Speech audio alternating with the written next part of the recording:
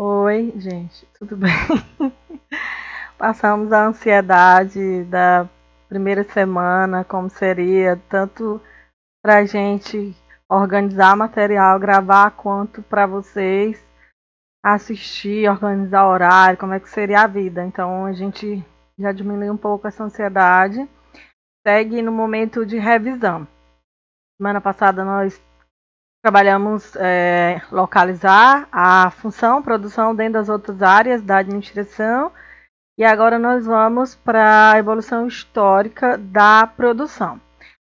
O objetivo dessa nossa aula é que a gente compreenda a evolução histórica da administração da produção. A gente tem uma história, a ciência tem história, nós somos parte de construções, assim, onde nós estamos, fruto de uma situação histórica, um contexto histórico que nos trouxe até aqui. A mesma coisa é a administração da produção, é a produção em si. Em sala de aula, na semana que nós ministramos conteúdo, nós até construímos uma linha do tempo e até tenho me lembrado disso porque, com certeza, se nós fôssemos construir uma linha do tempo hoje, estaria pontuado o que nós estamos vivendo agora com relação à pandemia, a isolamento social, algumas situações bem imprevisíveis que nós estamos vivenciando.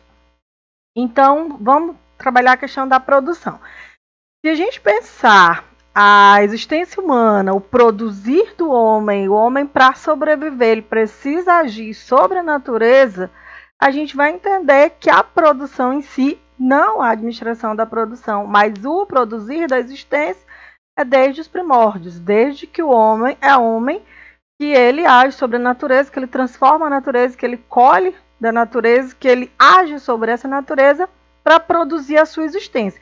Então a produção ela vem acompanhando a existência humana. Desde a história da humanidade, a gente vai encontrar algumas fases e a gente vai pontuar a produção dentro dessas fases. E a gente vem pensando no ser humano enquanto nômade. Ele não tinha um lugar fixo, então ele agia ali, ele colhia ali, ele atuava ali, depois ele se mudava. A gente entra no universo da produção.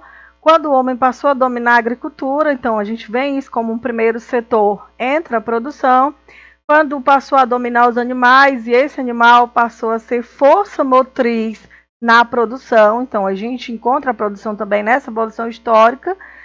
E a metalurgia, que trouxe ferramentas mais eficientes para esse agir sobre a natureza, para esse agir de transformação, para essa transformação de matéria-prima. Então, a gente vem pontuando a produção em si. A gente começa... Não passou.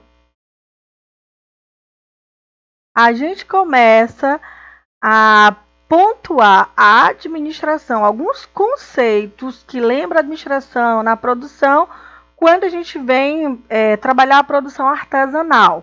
Quais são as características dessa produção artesanal? Uma mão de obra altamente qualificada. Se a gente pensar numa mão de obra, a pessoa fazia sozinha aquele serviço, um serviço personalizado, um serviço de qualidade, então precisa de uma qualificação muito grande.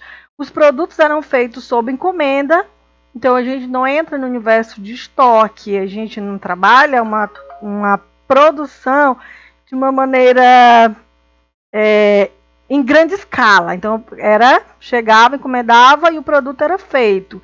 E vem como primeira forma de produção organizada, por quê? Porque havia um prazo de entrega, essa encomenda ela tinha prazo, vai receber quando, você quer esse serviço para quando, um preço fixado nisso, então já tinha as noções de precificação, serviço encomendado, o valor desse serviço e as especificidades pré-estabelecidas nesse processo de produção artesanal. Por exemplo, aí na imagem tem um sapato, a profissão de sapateiro ainda como profissão artesanal, assim, direcionado, personalizado aquele produto com características específicas para aquele tipo de cliente. Aí no ano de 1776, James Watt vendeu o primeiro motor a vapor na Inglaterra, que disso veio a primeira revolução industrial, que gradativamente foi substituindo a produção artesanal, porque tinha uma outra força motriz que estava trazendo a facilidade de uma produção maior, uma produção já em grande escala.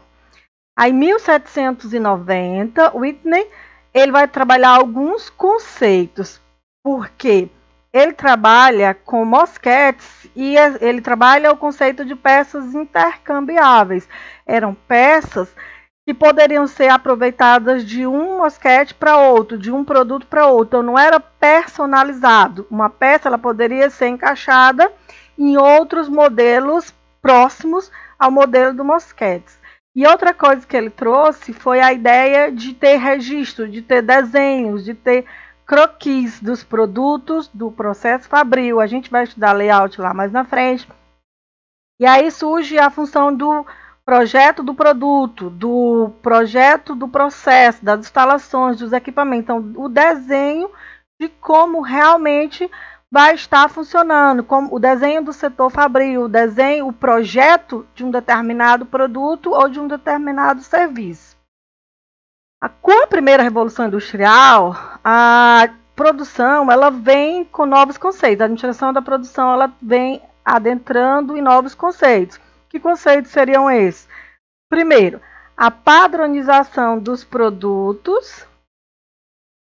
A gente trabalhou isso em alguns contextos, então os produtos padronizados, se a gente vai comprar 100 blusas, essas blusas elas vêm numa linha de padrão, numa linha produtos próximos, a padronização dos processos de fabricação, então as etapas que seguem esse processo, elas vêm de uma maneira idêntica, de uma maneira próxima. Se alguém parar um produto em determinada etapa, o outro funcionário sabe dar continuidade àquela etapa. Por quê? Porque existe uma padronização dos processos de fabricação de determinados produtos.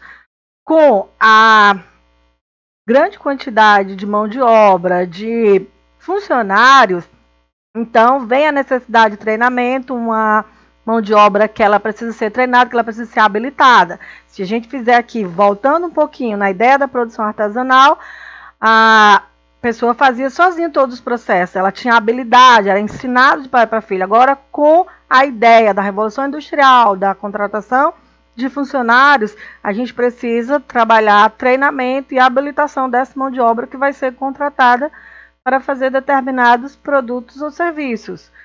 Outro conceito que vem é a ideia dos quadros gerenciais e de supervisão, porque a gente tem uma grande mão de obra trabalhando, então essa mão de obra que precisa ser fiscalizada, que precisa ser direcionada, que precisa ser gerenciada.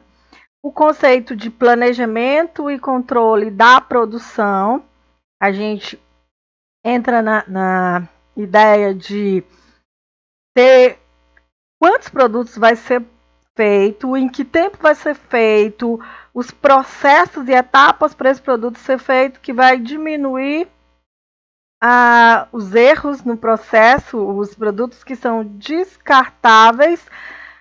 A gente não vai conseguir dar conta de 10 minutos, mas a gente para o slide e recomeça para ficar uma segunda aula. O desenvolvimento de técnicas de planejamento e controle financeiro, porque a gente está produzindo em larga escala, então a gente precisa trabalhar o valor da matéria-prima, o valor pago da mão de obra, o valor do produto final, tudo isso precisa ser calculado, precisa ser planejado. E a ideia da técnica de vendas, por quê? Porque a gente viu agora há pouco a questão artesanal, que o produto era feito sob encomenda. Com a produção da Revolução Industrial em larga escala, então a gente tem produtos em estoque. Uma vez tendo produtos em estoque, a gente precisa vender. Então entra o conceito de técnica de venda. Tem um produto aqui pronto, eu preciso ir atrás de clientes. Então, por isso entra o conceito de técnica de vendas. Aí a gente entra em Taylor, pai da administração científica. E Taylor ele veio para estudar como aumentar a produtividade nos processos produtivos. A pesquisa de Taylor ela foi no chão de fábrica, ela foi no setor fabril, então ela foi uma pesquisa dentro da administração da produção.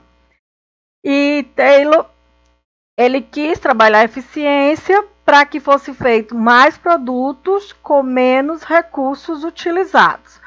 Taylor foi quem desenvolveu a administração científica e a ideia dele foi de dividir as tarefas em subtarefas e que esses movimentos eles fossem elementares e que cada movimento, por ser simples, teria uma eficiência maior em fazê-los, porque quanto menor o movimento, mais fácil seria dessa adaptação em dominar esse movimento, fazer esse movimento de maneira mais rápida, fazê-lo em menos tempo e de uma maneira mais eficiente.